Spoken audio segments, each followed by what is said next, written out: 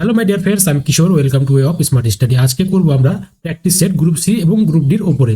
যে general awareness যে টপিকগুলো দেখতে পাচ্ছ গ্রুপ সিতে এবং গ্রুপ ডিতে, এই টপিকগুলোর উপরই আমরা প্র্যাকটিস সেট করব। তার সাথে আমরা কিছু ম্যাথস করব, কিছু কিছু গুরুত্বপূর্ণ ম্যাথস আছে যেগুলি গ্রুপ সি এবং গ্রুপ ডিতে আসার সম্ভাবনা আছে। তো আমরা সেটা লাস্টের দিকে করব। তো চলো দেরি না করে আমরা শুরু করি। প্রথম প্রশ্ন আছে, সিন্ধু সভ্যতার কোন স্থান থেকে ধানের তুষের প্রথম প্রমাণ পাওয়া যায়? কোথা থেকে ধানের তুষের প্রথম প্রমাণ পাওয়া যায়? মহেঞ্জোদারো, লোথাল ও রংপুর, হরপ্পা নাকি কালীবঙ্গান? সঠিক উত্তর হচ্ছে লোথাল ও রংপুর। এই দেখতে পাচ্ছ এই ধরনের ধানের তুষগুলো পাওয়া গিয়েছিল। ঠিক আছে, বিস্তারিত উত্তর আর কি আছে দেখে নিই। সিন্ধু সভ্যতায় মূলত বার্লি ও গম চাষ হলেও লোথাল যেটা গুজরাট এবং রংপুর যেটা সেটা গুজরাটের খনন কার্যে ধানের তুষের প্রথম প্রমাণ পাওয়া যায়। ঠিক আছে, লোথাল ও রংপুর হচ্ছে সঠিক উত্তর। পরের প্রশ্ন আছে, ঋগ্বেদের দশম মণ্ডল প্রধানত কিসের জন্য বিখ্যাত? দশম মণ্ডল কিসের? ঋগ্বেদের গায়ত্রী মন্ত্র, পুরুষ সূক্ত, ইন্দ্রের স্তুতি নাকি কৃষি পদ্ধতি? সঠিক উত্তর হচ্ছে পুরুষ সূক্ত। ঋগ্বেদের দশম মণ্ডলে পুরুষ সূক্ত রয়েছে, যেখানে প্রথমবার কি বলেছে চতুর্বর্ণ প্রথার উল্লেখ রয়েছে। চতুর্বর্ণ প্রথা কি? যেখানে চারটি প্রথা রয়েছে, চারটি শ্রেণী রয়েছে, যেটা হচ্ছে ব্রাহ্মণ, ক্ষত্রিয়, বৈশ্য এবং শূদ্র। এই চারটি শ্রেণী ছিল। ব্রাহ্মণ ছিল হচ্ছে মূলত পুরোহিত ও জ্ঞানীরা ছিল ব্রাহ্মণ, ক্ষত্রিয় হচ্ছে যারা যোদ্ধা এবং শাসক, আর বৈশ্যরা ছিলেন হচ্ছে বাণিজ্য ও কৃষিকাজের সঙ্গে যুক্ত, এবং শূদ্ররা সাধারণত সেবামূলক ও হস্তশিল্প কাজে নিযুক্ত থাকতেন। এইভাবেই সমাজকে ভাগ করা হয়েছে। ঠিক আছে, তো ঋগ্বেদের দশম মণ্ডলে প্রধানত পুরুষ সূক্তর কথা বলা হয়েছে। পরের প্রশ্ন, গঙ্গা নদীর জলপ্রবাহ ফিরিয়ে আনার জন্য কোন চুক্তি হয়েছিল? সিন্ধু জল চুক্তি, ফারাক্কা চুক্তি, গঙ্গা জল চুক্তি নাকি কোশি চুক্তি? সঠিক উত্তর হচ্ছে গঙ্গা জল চুক্তি। 1996 সালে নিয়ে আসা হয়েছিল গঙ্গা নদীর জলপ্রবাহ ফিরিয়ে আনার জন্য। 1986 সালে ভারত ও বাংলাদেশের মধ্যে গঙ্গার জল বন্টনের জন্য এই চুক্তি সংরক্ষিত হয়েছিল। কোন কোন দেশের সঙ্গে? ভারত ও বাংলাদেশের। ঠিক আছে, তো গঙ্গা নদী একটু বিস্তারিত জেনে নিই। যে গঙ্গা নদীর উৎপত্তি হচ্ছে গঙ্গোত্রী হিমবাহ থেকে, যেটি উত্তরাখণ্ডতে আছে। দৈর্ঘ্য প্রায় 2525 কিলোমিটার। প্রবাহিত দেশ ভারত ও বাংলাদেশের মধ্য দিয়ে আমাদের গঙ্গা নদী গেছে। এবং মোহনা কি? মোহনা হচ্ছে বঙ্গোপসাগর, যেটা সুন্দরবন ডেল্টা নামে পরিচিত। এরপর কি আছে? পরের প্রশ্ন, ডুয়ার্স অঞ্চল কোন অংশে অবস্থিত? ডুয়ার্স শিবালিক পাদদেশ, কাশ্মীর উপত্যকা, বৃহত্তর হিমালয় নাকি ট্রান্স হিমালয়? সঠিক উত্তর হচ্ছে শিবালিক পাদদেশ। ডুয়ার্স অঞ্চল হিমালয়ের শিবালিক পর্বতের পাদদেশে অবস্থিত। এবার তরাই ও ডুয়ার্স, তোমরা শুনেছ তরাই ও ডুয়ার্স। তো তিস্তা নদীর কোন দিককে কি বলা হয়? প্রথমে বলা আছে তিস্তা নদীর পশ্চিম দিক যেটা আছে সেটাকে বলা হয় তরাই অঞ্চল, এবং তিস্তা নদীর পূর্ব দিক যেটা আছে সেটাকে বলা হয় ডুয়ার্স অঞ্চল। ওকে, এটা দিয়ে দেয় প্রশ্নতে। এটাও খুবই গুরুত্বপূর্ণ যে পূর্ব দিক, দক্ষিণ, পশ্চিম দিক কোনটিকে কি বলা হয়। পরের প্রশ্ন, সংবিধানের প্রস্তাবনাকে সংবিধানের পরিচয়পত্র কে বলেছেন? আম্বেদকর, এন পালকিওয়ালা, নেহেরু নাকি মুন্সি? সংবিধানের প্রস্তাবনাকে সংবিধানের পরিচয়পত্র। সঠিক উত্তর হচ্ছে এন পালকিওয়ালা। ছবি দেখতে পাচ্ছ ওনাকে। বলেছে কি বলা আছে? পালকিওয়ালা প্রস্তাবনাকে সংবিধানের পরিচয়পত্র বলেছে, কারণ প্রস্তাবনায় সংবিধানের মূলত আদর্শ, উদ্দেশ্য ও দর্শনের সংক্ষিপ্ত পরিচয় স্পষ্টভাবে ফুটে উঠেছে। পরের প্রশ্ন, ডিউ প্রসেস অফ ল ঘটনা কোন ধারার সঙ্গে যুক্ত? ধারা 14, ধারা 19, ধারা 21 নাকি ধারা 32? সঠিক উত্তর হচ্ছে ধারা 21। ধারা 21 কি? দেখো, 1978 সালে এর মেনকা গান্ধী মামলার পর ভারতীয় সংবিধানের ধারা 21 এর ডিউ প্রসেস অফ ল ধারণাটি যুক্ত হয়। অর্থাৎ জীবন ও ব্যক্তিগত স্বাধীনতা হরণ করতে হলে আইনটি ন্যায্য, যুক্তিসঙ্গত ও সুবিচারপূর্ণ হতে হবে। শুধু আইনের অস্তিত্ব থাকলেই চলবে না। পরের প্রশ্ন, এনইপি 2020 এর নতুন স্কুল কাঠামো কি? এটা খুবই গুরুত্বপূর্ণ। ঠিক আছে, যেটা হচ্ছে আমরা সবাই জানি যে 5+3+3+4। সঠিক উত্তর হচ্ছে 5+3+3+4।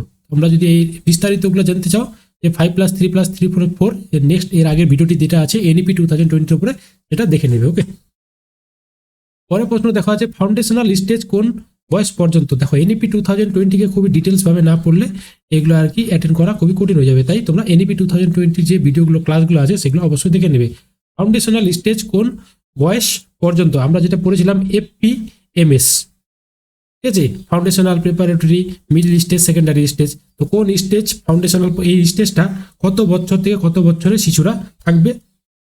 সঠিক উত্তর হচ্ছে 3 থেকে 8 বছর যে শিক্ষার্থীরা থাকবে তারা ফাউন্ডেশনাল স্টেজে থাকবে। পরের প্রশ্ন, সংবিধানের কোন ধারা লিঙ্গ সমতা নিশ্চিত করে? জেন্ডার অ্যাওয়ারনেস থেকে ধারা 14, ধারা 15, ধারা 21 নাকি ধারা 32? সঠিক উত্তর হচ্ছে ধারা 14তে বলা আছে যে ধারা 14 আইনের চোখে সমতা নিশ্চিত করা, মানে সবাইকে সমানভাবে দেখা, লিঙ্গ সমতা। ঠিক আছে। পরের প্রশ্ন, মহিলা ও শিশুদের জন্য বিশেষ বিধান কোন ধারা অনুযায়ী? ধারা 15(1), ধারা 15(3), ধারা 16 নাকি ধারা 20? সঠিক উত্তর হচ্ছে ধারা 15(3). শিশু ও মহিলাদের জন্য বিশেষভাবে বিধান ধারা অনুযায়ী হচ্ছে কত ধারা বলা আছে? ধারা 15(3)। কি আছে ধারা 15-তে? কি কি বিশেষ ব্যবস্থা নেওয়া হয়েছে 15-তে? নারী ও শিশুদের জন্য সংরক্ষণ করা, বিশেষ শিক্ষা ও বৃত্তি ব্যবস্থা, কর্মসংস্থানের অগ্রাধিকার, মাতৃত্বকালীন সুবিধা, ছুটি, সংস্কার। ঠিক আছে। তারপরে নারী ও শিশুদের সুরক্ষা ও কল্যাণমূলক আইন, যেমন স্বাস্থ্য, পুষ্টি, নিরাপত্তা, এগুলি হচ্ছে বলা আছে ধারা 15(3)। পরের প্রশ্ন, ওড়িশার শাস্ত্রীয় নৃত্য কি? কোনটি? ভারতনাট্যম, কুচিপুড়ি, ওডিসি নাকি কত্থক? সঠিক উত্তর ওডিসি। ওডিসি হচ্ছে ওড়িশার শাস্ত্রীয় নৃত্য, প্রধানত ভগবান জগন্নাথ, শ্রীকৃষ্ণ ও রাধা কেন্দ্রিক ভক্তিমূলক কাহিনী। ঠিক আছে। কোণার্ক সূর্য মন্দির ও অন্যান্য মন্দিরের ভাস্কর্যে ওডিসি নৃত্যের ভঙ্গি দেখা যায়। কোন কোন মন্দিরে দেখা যায়? এই যে কোণার্ক সূর্য মন্দির এবং অন্যান্য মন্দিরেও দেখা যায় ওডিসি। ঠিক আছে। পরের প্রশ্ন, ছৌ নৃত্যের উৎপত্তি কোথায়? পশ্চিমবঙ্গ, উড়িষ্যা, ঝাড়খণ্ড নাকি উত্তরপ্রদেশ, গুজরাট নাকি কর্ণাটক? সঠিক উত্তর হচ্ছে পশ্চিমবঙ্গ, উড়িষ্যা এবং ঝাড়খণ্ডের 3টি জায়গাতে আমরা ছৌ নৃত্যের উৎপত্তি দেখতে পারি। ছৌ নৃত্য পূর্ব ভারতের 3 রাজ্যে জনপ্রিয়। কি কি বললাম আমরা? পশ্চিমবঙ্গ, উড়িষ্যা, ঝাড়খণ্ড। ঠিক আছে। এই যে পশ্চিমবঙ্গতে আছে, উড়িষ্যাতে আছে, আর আছে ঝাড়খণ্ডে। এই 3টা রাজ্যের মধ্যে ছৌ নৃত্য হচ্ছে আমরা দেখতে পারি জনপ্রিয়। পরের প্রশ্ন, কম্পিউটারের মস্তিষ্ক কোনটি? মনিটর, সিপিইউ, র্যাম নাকি কিবোর্ড? সঠিক উত্তর হচ্ছে CPU, central processing unit. Full form দিতে পারেন, দেখে নাও। ঠিক আছে। সিপিইউ কে কম্পিউটারের মস্তিষ্ক বলা হয়। এটি কি? সব গাণিতিক ও যুক্তিগত কাজ সম্পন্ন করে এবং কম্পিউটারের অন্যান্য অংশকে নিয়ন্ত্রণ করে। পরের প্রশ্ন, কোনটি ইনপুট ডিভাইস নয়? এই যে নয় আছে, এটা ভালো করে মাথায় রাখবে। ঠিক আছে। এগুলা কিন্তু প্রশ্নের মধ্যে তোমার নেগেটিভ মার্কিং আসার সম্ভাবনা আছে। এই যে নয়, মাউস ইনপুট ডিভাইস, প্রিন্টার এটা হচ্ছে আউটপুট ডিভাইস, স্ক্যানার এটা হচ্ছে ইনপুট ডিভাইস এবং কিবোর্ড এটাও ইনপুট ডিভাইস। তো এখানে একমাত্র প্রিন্টার যে আছে সেটা হচ্ছে কি? Output device. তো এই হচ্ছে আমাদের সঠিক উত্তর, যে এটা ইনপুট ডিভাইস নয়। পরের প্রশ্ন, সবচেয়ে বেশি গ্রিনহাউস গ্যাস কোনটি পাওয়া যায়? CO2, জলীয় বাষ্প, মিথেন, N2O। কোনটি সবচেয়ে বেশি থাকে? ঠিক আছে। কোন গ্রিনহাউসটি বেশি থাকে? জলীয় বাষ্প। কি থাকে? জলীয় বাষ্প। ঠিক আছে। জলীয় বাষ্প হচ্ছে সবচেয়ে বেশি থাকে। এই যে বায়ুমণ্ডলে পরিমাণের দিক থেকে সবচেয়ে বেশি গ্রিনহাউস গ্যাস হলো জলীয় বাষ্প। ওকে। এটি প্রাকৃতিকভাবে জল চক্রের মাধ্যমে তৈরি হয় এবং তাপ ধরে রাখতে বড় ভূমিকা রাখে। এবার মানুষ্য সৃষ্টি কি কি আছে দেখো। মানব সৃষ্ট বৈশ্বিক উষ্ণায়নের ক্ষেত্রে প্রধান দায়ী হচ্ছে গ্যাস হলো CO2, কারণ এর পরিমাণ মানুষ সরাসরি বাড়াচ্ছে। ওকে। মানুষ সৃষ্টি হচ্ছে CO2, এমনি জলীয় বাষ্প হচ্ছে সবচেয়ে বেশি থাকে বায়ুমণ্ডলে। এটা হচ্ছে গ্রিন হাউস। জলীয় বাষ্পটা একটা কি? Green house. পরের প্রশ্ন, অ্যাসিড বৃষ্টির জন্য কোন কোন গ্যাস দায়ী? অ্যাসিড বৃষ্টির জন্য কোন কোন গ্যাস দায়ী? CO2, O3 নাকি CO, CH4, SO2, O, NO2 নাকি N2O, O2? কোনটি? সঠিক উত্তর হচ্ছে SO2 এবং NO2। ঠিক আছে। বায়ুমণ্ডলে SO2 মানে হচ্ছে সালফার ডাই অক্সাইড, NO2 মানে হচ্ছে নাইট্রোজেন ডাই অক্সাইড। জলীয় বাষ্পের সঙ্গে বিক্রিয়া করে সালফিউরিক অ্যাসিড H2SO4 এবং নাইট্রিক অ্যাসিড HNO3 তৈরি করে। ঠিক আছে। এগুলোই বৃষ্টির সঙ্গে নেমে এসে অ্যাসিড বৃষ্টি ঘটায়। পরের প্রশ্ন, 2024-25 সালে ভারতের জিডিপি বৃদ্ধির হার কত? সঠিক উত্তর 6.8% হচ্ছে আমাদের 24-25 সালে ভারতের জিডিপির বৃদ্ধির হার। ওকে। তো এটাকে কি বলা হয়? IMF, ইন্টারন্যাশনাল মনিটারি ফান্ড অনুযায়ী ভারতের জিডিপির হার হচ্ছে 6.8%। পরের প্রশ্ন, মুদ্রাস্ফীতি নিয়ন্ত্রণে RBI কোন টুল ব্যবহার করে? Scale policy, repo rate, GST নাকি এক্সপোর্ট পলিসি? সঠিক উত্তর হচ্ছে রেপো রেট। মুদ্রাস্ফীতি নিয়ন্ত্রণে RBI হচ্ছে রেপো রেট তৈরি করে। রেপো রেট কি জিনিস দেখো। রেপো রেট হলো একটি সুদের হার, যে হারে রিজার্ভ ব্যাংক অফ ইন্ডিয়া থেকে আমাদের যে বাণিজ্যিক ব্যাংকগুলো আছে, যেমন বন্ধন ব্যাংক, ICICI ব্যাংক, এগুলো হচ্ছে বাণিজ্যিক ব্যাংক, হ্যাঁ, এগুলো যে গভর্নমেন্ট না প্রাইভেট, তো এরা কি করে আরবিআই এর কাছ থেকে কিনা টাকা ধার নেয়, যে স্বল্প মেয়াদী ঋণ দেয়। ঠিক আছে, ব্যাংকগুলো যখন টাকার প্রয়োজন হয় তখন তারা আরবিআই থেকে টাকা ধার নেয়। আমরা যেমন ব্যাংকে যাই, ব্যাংক তেমন আরবিআই এর কাছে যায় টাকার ধার নিতে। এই ধার নেওয়ার সুদের হারই হলো কি বলে রেপো রেট বলা হয়। এবার কি একটা গুরুত্বপূর্ণ জিনিস দেখো, যে রেপো রেট যখন বেড়ে যায়, পার্সেন্টেজ যখন বেড়ে যাবে ইন্টারেস্ট, ঋণ নেওয়া কমে যায়, ব্যাংক তখন ঋণ কম নেয়, টাকার যে বাজারে টাকার প্রবাহটা কম থাকে, মানুষ কম লোন নেয়, মার্কেটে টাকা কম আসে, তাই না? এবং রেপো রেট যখন কমে যায় তখন কি হয়, প্রাইভেট যে ব্যাংক তারা ঋণ বেশি নেয় এবং মানুষও বেশি, তারা কম ইন্টারেস্টে দেয়, তো মানুষও বেশি টাকা লোন নেয়, তখন বাজারের মধ্যে কি হয়, বাজারে টাকার প্রবাহটা বেশি চলে আসে। ঠিক আছে, তো তাই মুদ্রাস্ফীতি নিয়ন্ত্রণে রেপো রেট একটি গুরুত্বপূর্ণ মনিটারি পলিসি টুল। পরে প্রশ্ন, টোকিও অলিম্পিক 2020, টোকিও অলিম্পিক 2020 এ ভারতের একমাত্র স্বর্ণপদক জয়ীকে? মীরাবাই চানু, রবি দাহিদা, নীরজ চোপড়া নাকি পিভি সিন্ধু? সঠিক উত্তর হচ্ছে নীরজ চোপড়া। নীরজ চোপড়া জ্যাভলিন থ্রোতে স্বর্ণ জিতেছিলেন। গোল্ডেন বয় অফ ইন্ডিয়া কাকে বলা হয়? নীরজ চোপড়াকে। ভারতের সোনার ছেলে বলা হয় নীরজ চোপড়াকে। ঠিক আছে, পরের প্রশ্ন, ওডিআই ক্রিকেটে দ্রুততম ডাবল সেঞ্চুরি কার? ওডিআই ক্রিকেটে দ্রুততম ডাবল সেঞ্চুরি কার? রোহিত শর্মা, শুভমান গিল, ঈশান কিষান নাকি বিরাট কোহলি? সঠিক উত্তর ঈশান কিষান।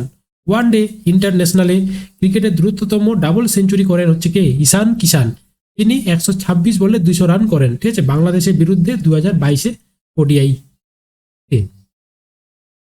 পরের প্রশ্ন, পেট্রোল ইঞ্জিন কে আবিষ্কার করেন? সঠিক উত্তর Nicolaus Otto. Nicolaus Otto 4 stroke 4 গিয়ারের ইঞ্জিন আবিষ্কার করেন, যা পরবর্তীতে পেট্রোল ইঞ্জিনের ভিত্তি হিসেবে ব্যবহৃত হয়। পরের প্রশ্ন, প্রথম পোলিও টিকা কে আবিষ্কার করেন? প্রথম পোলিও টিকা। সঠিক উত্তর জোনাস সল্ক। জোনাস সল্ক 1955 সালে আইপিভি ইনঅ্যাক্টিভেটেড পোলিও ভ্যাকসিন আবিষ্কার করেন।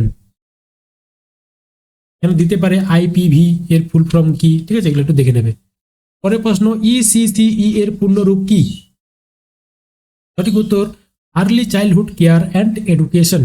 ঠিক আছে, এটি জন্ম থেকে 8 বছর পর্যন্ত শিশুদের যত্ন, স্বাস্থ্য, পুষ্টি ও প্রাথমিক শিক্ষার উপর গুরুত্ব দেয়, যা শিশু সামগ্রিক বিকাশের ভিত্তি করে তোলে। মানে আমাদের প্রাইমারি স্কুলে যাওয়ার আগে যে অঙ্গনওয়াড়ি থাকে, এগুলোতে বাচ্চাদের প্রস্তুত করে দেওয়া স্কুলে যাওয়ার আগে। ঠিক আছে, পরের প্রশ্ন, ভারতের 2025 সালের জাতীয় ক্রীড়া দিবস কখন পালিত হয়? ভারতের 2025 সালে জাতীয় ক্রীড়া দিবস কবে পালিত হয়? 15 আগস্ট, 29 আগস্ট, 5ই সেপ্টেম্বর নাকি 2রা অক্টোবর? সঠিক উত্তর 19 আগস্ট। ভারতে জাতীয় ক্রীড়া দিবস 2025 প্রতি বছর 29 আগস্ট মেজর ধ্যানচাঁদের জন্মদিন স্মরণে পালন করা হয়। ঠিক আছে, যদি বলে ভারতীয় জাতীয় ক্রীড়া দিবস কার স্মরণে পালন করা হয়? মেজর ধ্যানচাঁদের জন্মদিন স্মরণে পালন করা হয়। পরের প্রশ্ন, ভারতের সংবিধানে নারীর অধিকার সুরক্ষার জন্য কোন ধারা প্রযোজ্য? ধারা 14, ধারা 15, ধারা 19, ধারা 21? সঠিক উত্তর ধারা 15। ভারতের সংবিধানে নারীর অধিকার সুরক্ষার জন্য কোন ধারা? 15। কি বলা হয়েছে সেখানে? ধারা 15 অনুযায়ী লিঙ্গ, ধর্ম, বর্ণ ইত্যাদির ভিত্তিতে বৈষম্য করা যাবে না। ওকে, পরের প্রশ্ন আছে, দেখো ম্যাথ আছে। দুটি সংখ্যার লসাগু 1920 এবং তাদের গোসাগু বলেছে 16। দুটি সংখ্যাটির যদি সংখ্যাটির একটি 128 হয় তাহলে অন্য সংখ্যাটি নির্ণয় করো। এটা তো সবাই জানো কিভাবে করতে। একটা সংখ্যা x ধরলাম আর একটা 128 সমান সমান 1920 লসাগু ইন্টু গোসাগু। 16 দিয়ে যদি 128কে কাটি তাহলে কত দিয়ে কাটবে? 8 দিয়ে কাটবে। 8 দিয়ে যদি 1920কে কাটি তাহলে কত আসবে? 8 দুগুণা 16 হলো 3 আর 2 4 আসতে 32, 4 আসতে 32। ঠিক আছে, আর শূন্য থেকে গেল। এক্স এর ভ্যালু কত? 240 হচ্ছে আমার অপর সংখ্যাটি কত? 240। খ নাম্বার অপশন। পরের প্রশ্ন, সরল সুদের কোন হারে একটি আসল 4 বছরে দ্বিগুণ হয়ে যাবে? 100 টাকা আমি রাখবো, এটা কত হয়ে যাবে? 200 টাকা। ইন্টারেস্ট কত হচ্ছে? 100 টাকা। কয় বছরে আমি ইন্টারেস্ট পেলাম? এটা 4 বছর রেখেছি তার জন্য। মানে 4 বছরে যদি আমি 100 টাকা ইন্টারেস্ট পাই তাহলে 1 বছরে কত পাচ্ছি? 25 টাকা পাচ্ছি। তাহলে আমরা যখন ইন্টারেস্ট বের করি, যেখানে কি বলেছে কোন হারে, মানে সুদটা বের করতে বলেছে। সুদ সবসময় কি হবে? 1 বছরে যত টাকা পাবো সেটা। তাহলে 1 বছরে আমি কত পাচ্ছি? 25 টাকা পাচ্ছি। কততে পাচ্ছি? 100 টাকায়। তাহলে 100 টাকায় যদি আমি 25 টাকা পাই, এবার যদি পার্সেন্টেজ আনতে চাই তাহলে কি 100 দিয়ে আমি ইয়ে করবো, তাই না? কাটাকাটি করবো, গুণ করবো। তাহলে 100 কেটে গেল, তাহলে কত আসলো? 25%। এর থেকেও আরো শর্টকাটে করা যায়, তোমাদেরকে বোঝার জন্য এইভাবে করলাম। তাহলে সঠিক উত্তর কত? 25%। বলেছে পরের প্রশ্ন 3 এর প্রথম 5টি বিজোড় গুণিতকের গড় হলো। ঠিক আছে, গুণিতক মানে জানোই, গুণিতক মানে তো জানোই যে লঘিষ্ঠ সাধারণ গুণিতক করেছো, এলসিএম যেটাকে বলে। 3 একে 3, 3 দুগুণ 6, তো এইভাবে। যেমন এটা হচ্ছে কি আমাদের জোড়, এটা বিজোড়, তো এইভাবে যেমন 3 3 9, 3 3 কত, 3 3 9, তো এইভাবে আমাদের নিতে লাগবে 3, যোগ করতে হবে 9, যোগ করতে হবে 3 4 12, 3 5 15, তারপরে করব 3 7 21, 3 9 27। এবারে এই তিনটাকে যোগ করব, তাহলে 9 আর 21 যোগ করলে কত হবে 30, 3 আর 27 যোগ করলে কত হবে 30, আর যোগ হচ্ছে 15, তাহলে কত হচ্ছে দেখো 30 30 কত আমাদের 60 প্লাস 15, তাহলে হচ্ছে আমাদের 75।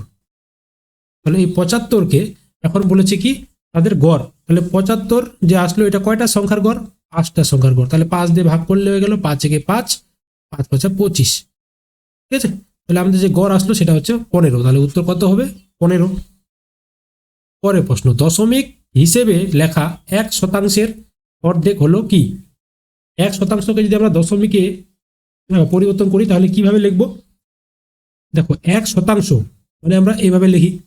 এবার 1%কে যদি আমরা হাফ করি তাহলে আমরা জানি যে 1-এর হাফ কত 0.5%। এবার এটাকে যদি আমরা দশমিকে পরিণত করি তাহলে কোনটা আসবে, দেখো উপরে রাখবে 0.5 আর পার্সেন্টেজ যেটা আছে সেটাকে নিচে করে নেবো আমি 100। এবার উপরে 5 আর নিচে 100 গুণ এই দশমিকটাকে উপরে উঠে নিচে নিয়ে আসবো 10, তাহলে 5 আর নিচে চলে আসবে 1000। এবার আমরা ছোটতেই শিখেছি যে একটা শূন্যের জন্য একটা সংখ্যা, বাকি বাদ শূন্যগুলো বসবে এবং 1-এর জন্য দশমিক, তাহলে এটা হচ্ছে আমাদের 0.005। ঠিক আছে, এটা হচ্ছে আমাদের দশমিকের রূপ 1%-এর হাফের। ওকে, তো সঠিক উত্তর হচ্ছে ক নাম্বার। এটা একটু চিন্তা ভাবনা করে করবে কিন্তু, হ্যাঁ দেখে নেবে। কেউ করে কি 0.5 0.5%, হ্যাঁ এবার এর যে পার্সেন্টেজ 100 আছে সেটাকে বসিয়ে দেবে, কিন্তু এরকম কিন্তু না, ভুল করলে কিন্তু গেল 5 নাম্বার। এখানে এরকম কিন্তু অ্যান্সার কেউ করতে চাবে, ঠিক আছে, দশমিকটাকে তাড়াহুড়োতে, কিন্তু এটা কিন্তু ভুল। ওকে, এটা কিন্তু ভুল, এটা হচ্ছে রাইট, এইভাবে করবে। পরের প্রশ্ন 5 নাম্বার, 6200 টাকা সমানুপাতিকভাবে 3 ভাগে বিভক্ত, যথাক্রমে বলেছে 1/2, 1/3, 1/5। তাহলে কে কত টাকা পাবে। প্রথমে আমরা করব কি 1/2, 1/3, 1/3, 1/2, 1/3, 1/3 হচ্ছে 1/5। তাহলে এদের করবো আমি এলসিএম। তাহলে এলসিএম কত করলে কত আসবে দেখো তো, 30 আসবে। কত আসবে 30। তাহলে 2 দিয়ে যদি 30কে কাটি তাহলে আসবে এখানে 15, 30কে যদি 3 দিয়ে কাটি তাহলে আসবে 10, 5 দিয়ে 30কে কাটলে 6। এবার আমরা যদি যোগ করি তাহলে আসবে 15, 10 এ 25, 6 এ 31। টোটাল হচ্ছে রেশিওতে হচ্ছে 31 ইউনিট। এই 31 ইউনিটের বলা আছে কত টাকা, 31 ইউনিটে কত বলা আছে, বলা আছে 6200 টাকা। তাহলে আমি যখন কেটে দিই 31 দিয়ে তাহলে কত আসবে 200 টাকা। 1 ইউনিটের ভ্যালু কত 200 টাকা, তাই না। এবার বলেছে যে তাহলে কে কত টাকা পাচ্ছে, তাহলে 15 ইউনিটের ভ্যালু কত, 1 ইউনিটের ভ্যালু হচ্ছে 200 টাকা, তাহলে 15 ইউনিটের ভ্যালু হচ্ছে 15 দুগুণা 30, 3000 টাকা। আরেকজন পাবে হচ্ছে 200 ইন্টু 10 করলে পাবো হচ্ছে 2000 টাকা। এটা হচ্ছে 6 ইউনিটের ভ্যালু, তাহলে কত 1200 টাকা। তাহলে সঠিক উত্তর 3000, 2000, 1200। কোথায় আছে 3000, 2000, 1200, ঘর নাম্বার অপশনে আছে 3000, 2000, 1200। ঠিক আছে, এইভাবে করতে লাগে। যে ভগ্নাংশগুলো আছে নিচে যে হরটা আছে এদের লসাগু করে নেবে, তারপরে কেটে কেটে নিয়ে একটা রেশিওতে নিয়ে আসতে হবে। রেশিও নিয়ে আসার পরে এই রেশিওটার মানটাই দেওয়া আছে সম্পূর্ণ 6200। তাহলে 1 ইউনিটের ভ্যালুটা বের করে নেওয়ার পরে আমি প্রত্যেকটা রেশিওর সঙ্গে গুণ করলে আমার টাকাটা বের হয়ে যাবে। ওকে, পরের প্রশ্ন আছে দুটি সংখ্যার অনুপাত 4:5 এবং তাদের লসাগু হচ্ছে 120। ওকে, তাহলে সংখ্যাগুলি কি কি, এটা হচ্ছে অনুপাত বলা আছে, এটা কিন্তু মেন যে সংখ্যাটা সেটা না, অনুপাত। তাহলে একটাকে আমরা ধরতে পারি 4x আর একটাকে ধরতে পারি 5x। এই দুটো সংখ্যা যদি আমরা লসাগু বের করি তাহলে কত আসবে বলতো 20x। ঠিক আছে, সমান সমান এটা কি লসাগু। এবার লসাগু তো বলা আছে 120, তার মানে আমরা জানি যে 20x এর লসাগু হচ্ছে 120। এর যে ভ্যালুটা আছে এটা কত 120। এবার x এর মান যদি আমরা বের করে ফেলি, এখান থেকে 0 0 কেটে গেল, 2 দিয়ে 12কে কেটে দিলে আসবে 6, তার মানে x এর মান কত 6। এবার আমরা এই x এর মানটা আমরা যদি এখানে পুট করি তাহলে কত আসবে 4 × 6 আর একটা আসবে 5 × 6, তাহলে কত আসছে 4 × 6 = 24 আর 5 × 6 = 30। সংখ্যা দুটো, একটা 24 একটা হচ্ছে 30। কত নম্বর অপশনে? ক নাম্বার অপশনে আছে।